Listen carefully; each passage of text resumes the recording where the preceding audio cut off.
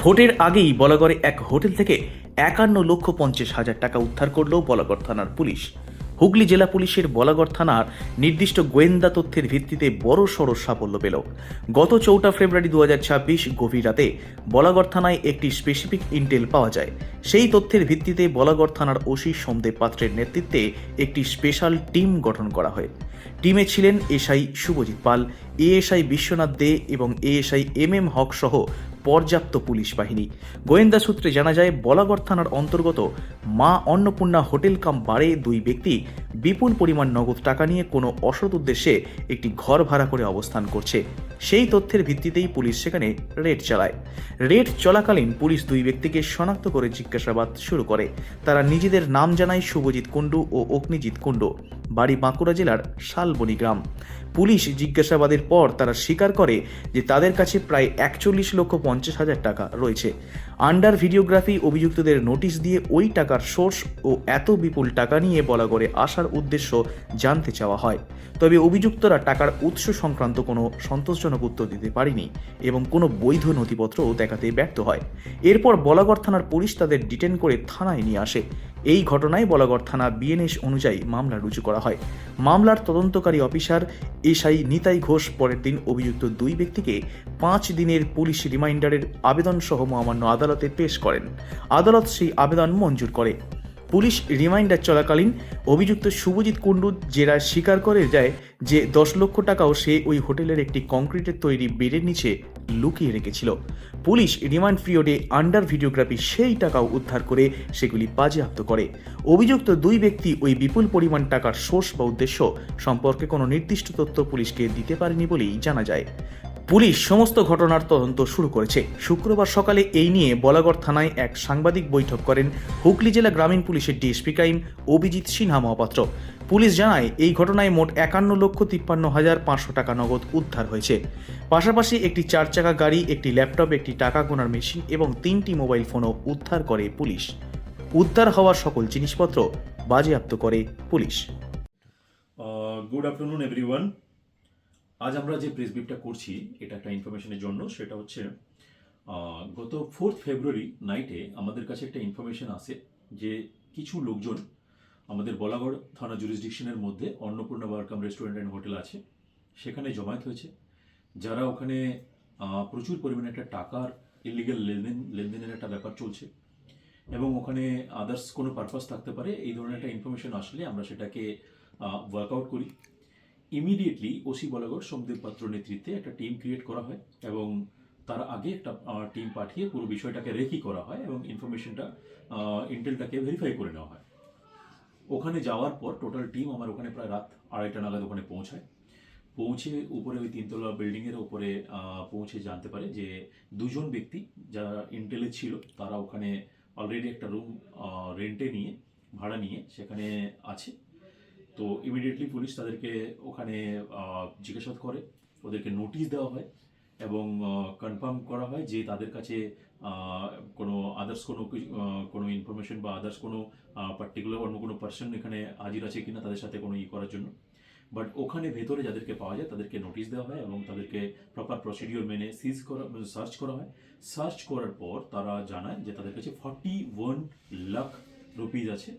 তো সেই মোতাবেক আমাদের টিম টোটালি আন্ডার ভিডিওগ্রাফি পুরো প্রসেসটাকে কমপ্লিট করে টোটাল মানিটাকে ওখানে সিজ করে। আমাদের এই সিজার প্রসিডিওরে আমরা টোটাল 41,53,500 রুপিজ আমরা ওখান থেকে সিজ করি আন্ডার ভিডিওগ্রাফি। এছাড়া একটা মানি কাউন্টিং মেশিন আমরা সিজ করি, একটা ডেলের ল্যাপটপ, 3টে মোবাইল আমরা এখানে সিজ করি। এছাড়া এই যে দুজন ব্যক্তি ওখানে ছিল তাদেরকে আমরা ডিটেন করি, ইমিডিয়েটলি ডিটেন করে নিয়ে আসা হয় এবং তাদের সাথে যে একটা i10 গাড়ি ছিল, যে গাড়িটাতে করে তারা এসেছিল, সেই i10 গাড়িটাকেও সিজ করা হয় থানায় নিয়ে আসার পর। এবং ওখানে টোটাল আমরা যে ইন্টারোগেশন করি ওদেরকে, ইন্টারোগেশনে তারা জানায় বিভিন্ন সময় বিভিন্ন ধরনের কথা বলতে থাকে যে ওখানে আমরা জমি কেনার জন্য এত টাকা নিয়ে এসেছিলাম, কখনো বলে আমরা আদার্স কোনো পারপাসে নিয়ে এসেছিলাম। সো ক্লিয়ার কাট বলতে পারেনি এবং ওদের কাছে এত হিউজ অ্যামাউন্ট যে টাকাটা আছে সেটা যে কি সোর্স এবং সেটা কোথা থেকে নিয়ে এসছে এবং কেন নিয়ে এসছে এটা কিন্তু কোনো ভ্যালিড ডকুমেন্টস আমাদেরকে তখন তারা দিতে পারেনি। সো প্রপার প্রসিডিওর মেনে আমরা ওটাকে সিজ করি এবং থানায় নিয়ে আসার পর আমাদের যে টোটাল টিম ছিল তাতে এসআই শুভজিৎ পাল, এসআই বিশ্বনাথ দে, আমাদের MM হক, এরা ওখানে টোটাল টিম ছিল বলাগড় ওসির সাথে। টোটাল প্রসিডিউরটা কমপ্লিট করে থানায় নিয়ে এসে থানায় ইমিডিয়েটলি কেস স্টার্ট করা হয়, যার কেস নাম্বার হচ্ছে 57/26 4226। এই কেস করার পর তাকে ইন্টারোগেশনের মাধ্যমে যখন আমরা টোটাল ডিটেলস না পাই, তার জন্য আমরা তাকে পরের দিন পিসি প্রেয়ার দিয়ে কোর্টে পাঠাই। 5 দিনের রিমান্ড পিরিয়ডে তাদেরকে নেওয়া হয় as per order of the learned court.